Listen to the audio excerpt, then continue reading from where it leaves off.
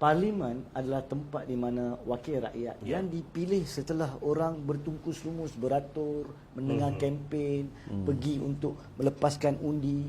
Dan kalau inilah nilai, seperti yang kita nampak daripada lempar, bukannya baling, dan pasir menyalak, bukannya pasir salak, dan sebagainya. Kalau kita lihat perkara itu daripada mereka, ia defeats, menggagalkan segala konsep demokrasi.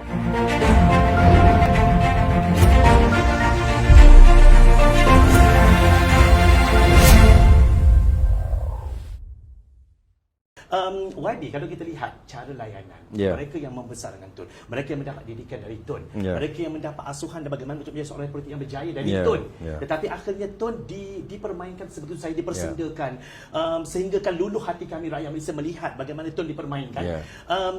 Di sini kalau kita lihat di mana adabnya kita sebagai orang Melayu, yang paling kita sedia adalah yang melakukannya adalah bangsa Melayu.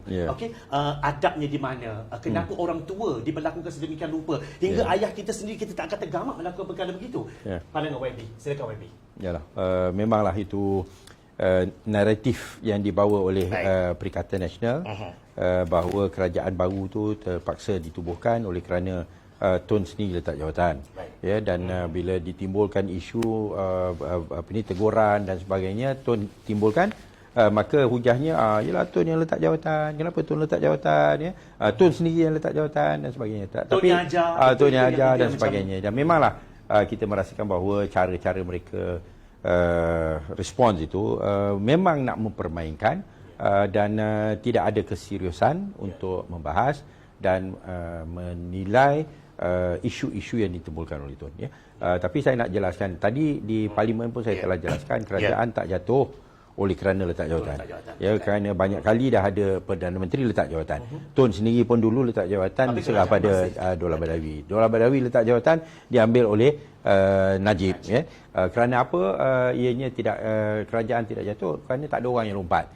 Kerajaan tu jatuh oleh kerana ada yang khianat, yang mana diberikan mandat oleh pengundi untuk bersama dengan PH, mereka telah bawa lari rakan-rakan mereka keluar, menyebabkan kerajaan PH hilang majoriti. Itulah sebabnya mengapa kerajaan jatuh. So bila diorang nak perli Tun, nak mempermainkan Tun dan sebagainya, memang bagi saya pun saya rasa memang satu tindakan yang tidak wajar. Bukan pasal apa, tengok pada usianya dan kesungguhannya nak membawa satu kebaikan bagi negara dan sebagainya, kita sepatutnya kita hormat. Baik. Itu Tuan Hanif, kalau kita lihat sambung kembali tentang apa yang dikatakan oleh YB, kita lihat bagaimana ahli-ahli, sesetengah ahli MP yang begitu biadab, disifatkan sebagai biadab. Saya petik daripada kata-kata Tuan Hanif, biadab dan tidak bertamadun. Okey, itu di antara mereka yang menyampuk ketika orang bercakap, orang tua yang ingin.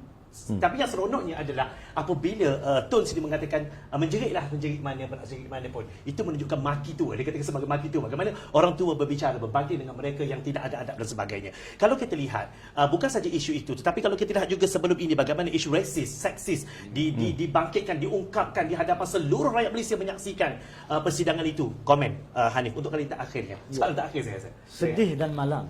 Sedih dan malang. Parlimen adalah tempat di mana wakil rakyat yang dipilih setelah orang bertungkus lumus, beratur, mendengar kempen, pergi untuk melepaskan undi. Dan kalau inilah nilai, seperti yang kita nampak daripada lempar, bukannya baling, dan pasir menyalak, bukannya pasir salak, dan sebagainya. Kalau kita lihat perkara itu daripada mereka, ia defeats, menggagalkan segala konsep demokrasi. Kita nakkan suatu pendebatan yang profesional. Jika saya boleh ambil contoh, dan saya percaya ramai akan setuju di sana. Pada malam ini, Saudara Zawazi menjadi speaker. YB mewakili Pakatan Harapan.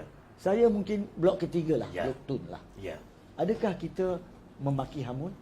Adakah perlu kita bertekak, menjerit-jerit untuk menyampaikan? Adakah kita perlu mengganggu apa yang ingin disampaikan oleh seorang demi seorang? Kita boleh minta izin untuk masuk. Dan di dalam peraturan-peraturan ada konsep permohonan izin. Ada masa diberikan. Dan kalau semua berdebat dengan cara profesional, rakyat akan dapat keuntungan.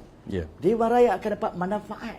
Sebab apa yang dibangkitkan dengan lancar membolehkan kerajaan memikirkan adakah benda itu akan membantu mereka melaksanakan polisi yang lebih baik? Kalaulah kerajaan itu kerajaan yang jujur, ingin laksanakan dengan baik. So, balik kepada rumusannya bagi saya. Ini sepatutnya tidak berlaku. Tidak patut berlaku dalam era PRU, pasca PRU 14. Masa kita dah 63 tahun merdeka. Dan bagi saya seperti yang ditekankan pada hari itu, rakyat patut menilai. Rakyat patut melihat adakah wakil-wakil rakyat mereka ni wakil mereka ataupun wakil sarkis, badut yang patut dibuang dalam PRU akan datang. Sebab kita tidak boleh, negara nak maju, kita tidak boleh ada yang tidak bertanggungjawab macam ni dipilih sebagai wakil rakyat. Padahal nak disalahkan siapa? Salahkan juga pihak pengundi. Kita yang pilih. Takkan kita tak tengok kualiti orang-orang tersebut?